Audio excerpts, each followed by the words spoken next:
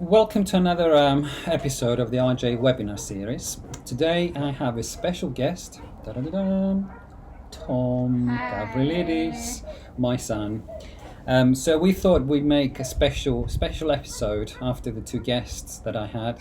Professor Jerry Johnstone was the last one, but now our very special guest today is somebody who can help us introducing restorative justice to children, because we always talk about restorative justice and how accessible it needs to be, but unfortunately not too many people know about it. Just lots of academics writing about it, maybe some practitioners and some policymakers, but actually, my passion, and I think RJ4All's passion as well, is to make it available to everybody. So Tom is going to ask me a few questions. I don't know the questions, he has written them down. The idea is to make this video available to anybody who is interested in teaching restorative justice in school or in youth settings. Tommy and I also did a course, an online course. Fred, with Fred, the Fred campaign, the youth-led campaign. And it's available on our e-courses website. The link will come up. And you can take that course for free. It's actually quite popular. On the same website, you will see other free courses like using restorative justice for preventing group violence or getting involved into gangs or violent radicalization. So all these sort of e-courses are available on our website, and you can go and visit and see if it's something that you're interested in, even if you're a teacher or a parent or a young person. Right, so Tommy, you're going to ask me a few questions now. Yes, I am. Yeah, I've got your questions there for restorative justice. Before you ask me your questions, have you ever, well, apart from the fact that you hear me talking about restorative justice, but have you had any chance to learn about it in school? Well, when I was in year 5, we did have a peer mediator course, which I was chosen for, and I was assigned to be a peer mediator, which a mediator is basically like solving arguments in the playground. Okay, all right. And did they tell you anything about mediation and restorative justice and how it connects? Restorative justice side they didn't really talk about, but the mediation side they did. Okay. So what do you want to know? So first, for everyone else, what is restorative justice? Okay. So there is more definitions on restorative justice and more articles on restorative justice in the literature than any other criminology definition out there, to be honest. So there's many people talking about it, they're not agreeing. I find it, well, I did a bit of research, a lot of research 20 years ago, and I asked different people from around the world what they thought about restorative justice and what it means to them. And lots of people again gave me different views. Some people said it's a practice, it's mediation. Some people said it's a bunch of principles. Other people focus on kind of what we do as part of the process. Well, I keep it simple. And I say it's part of the ethos that we all have to resolve conflicts and share the power that we all have. And with good intentions, and there must be intentions there, because if you don't want to do restorative justice, then there's no point of doing it. Come together, and through dialogue, dialogue is a very important aspect of restorative justice, resolve the conflict that we may have, which might be serious, or might just be just a regular conflict during the day that we have conflicts all the time. Yeah. Mhm. So that's restorative justice, and it's kind of used, for people to understand, and they use like the criminal justice version of things of dealing with conflicts, which usually you end up going to court, or the police will catch you and process you through the criminal justice system. So this is different in the sense that it gives the power to the individuals to come together, as I said, and have a chat about it. This chat can be in various ways. It doesn't have to be like face-to-face like we're having now. It can be through letters, you can call them, you can video them. It doesn't have to be direct all the time because some people might just not feel comfortable, or you just get to the point of doing it when you're comfortable. So we can start with a letter, we can start with a phone call or a video, and then at some point you might just say, okay, I want to meet you now, I'm going to have a chat. So that. So it could be like with 2 people, but it can also be with more people.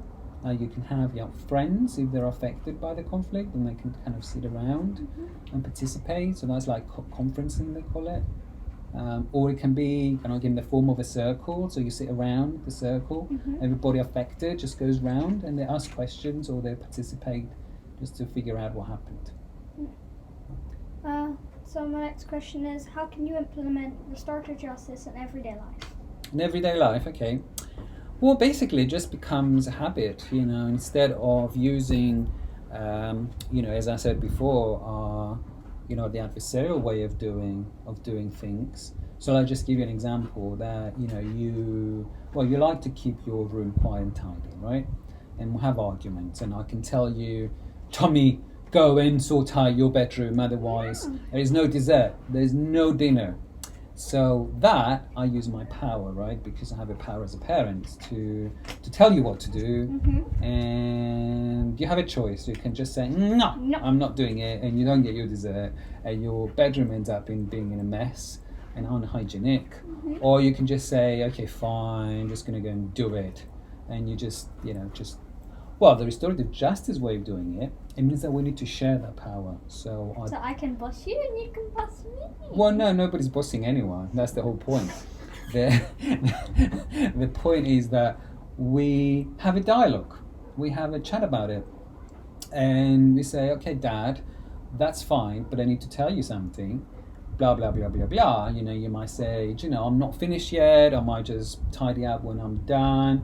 Or, do you know what, that actually is not a mess, I want it to be like this, and then I kind of understand. Which half of the time you don't, since you know what I'm actually doing. That's yeah. the point. So that's an example of how you introduce it into your daily life, right? So you just have it as an ethos. That's why I said before, it's an ethos, it's a way of doing things, it's a way of thinking about things. And that's just a simple example with me or with your friends, right? So when you get into a fight because, you disagree, instead of kind of becoming conflict and adversarial, you come together consensually and chat about it. Can I ask my next question? Yeah. If you're happy with the answer. What use is restorative justice anyway? What use is it? What use is it? It's a good question. But you can just. So why did we bring it in the first place, right? And what are we using it for? Essentially. Well, you can use it for anything that you want, really. I mean, now it's more popular within with conflicts in the criminal justice system, mainly with juvenile offenders, with young people. So they use it as a diversionary option to stop the process, let's say courts or prisons, and they send the case to a mediation or to restorative justice. So it's taking the case out of the criminal justice system. But as I said before, you can use restorative justice for anything. So the usage that it has is with any conflict or any issues that you have that might demand some sort of negotiation and dialogue. Yeah. When can you use restorative justice and when can you not? Like, it's inappropriate to you. Oh, okay. Didn't expect that question. Okay, so there are cases where they're a lot more complex. So it demands a lot more training for the practitioner who's doing the let's say the mediation or the conferencing. And those cases are usually cases where there might be like imbalance of power, or where the victim might just be at extra risk. So let's say that there is domestic violence and somebody, a male, or or male to male or female to male, but anyway, let's just say male against a female is exercising violence at home, right? And they're doing that on a continuous basis, and they decide to have restorative justice. That is a very complex case because they have a long-term relationship, they have a very complex relationship. That individual is exercising a lot of power on the other individual. There might just be all sorts of details that need to be, considered. That doesn't mean that it's not appropriate for restorative justice, but it is a kind of case that might not be appropriate for restorative justice if not the right circumstances or if the right training is not in place, and it might actually end up hurting the victim, sometimes the offender even more than not doing restorative justice. It might just open all sorts of possibilities and doors and vulnerabilities. So we need to be very careful when we use restorative justice. There are also cases that are not completely appropriate. So as I said before, to be successful with the restorative justice, you have to be able to consent, to do it voluntarily. So if somebody is not doing it voluntarily, sometimes they tell young people to take part in restorative justice because they have to. And if they can't be bothered, if they don't want to, just not right to do it. So you have to want it yourself. Or let's say there are people with cognitive limitations and abilities, so they might not be able to participate fully in restorative justice, right? So they can't understand the process. So again, that might not be appropriate. What about with murders? Can you use that? With murders, what do you mean? If somebody died, so if the person is dead, or the parents, was killed, right? Like, say, a man killed a woman, right? And the parents of the woman. Yeah. Yeah, actually, we had a lot of cases, and a lot of them ended up being in the media because obviously they're very big cases. And in fact, I know a woman in Canada who is a big champion of restorative justice. She might be watching this as well, and somebody murdered her dad, and she was open to the idea of restorative justice and met the person who did the act, and there was restorative justice, and gradually, there was healing and restoration of those elements. Obviously, nobody can bring back the dead person, so you can't fix that, but you can fix a number of other things, right, that the criminal justice system might not be able to offer you. Yeah, so that's all my questions. This is just my small drawing underneath. Amazing. So I hope you enjoyed that, and obviously our lovely view. We're currently in Cyprus enjoying a nice summer break. Yes, the sunset is about to take place. We didn't want you to miss it. As I said, is a special episode of the RJ webinar series. Please do join the series. Sign up to our channel, the YouTube channel. We're also preparing a new sports channel for RJ4All Sports, a new enterprise, because we do believe that sports can bring young people and all sorts of ages together, and through sports discuss our differences.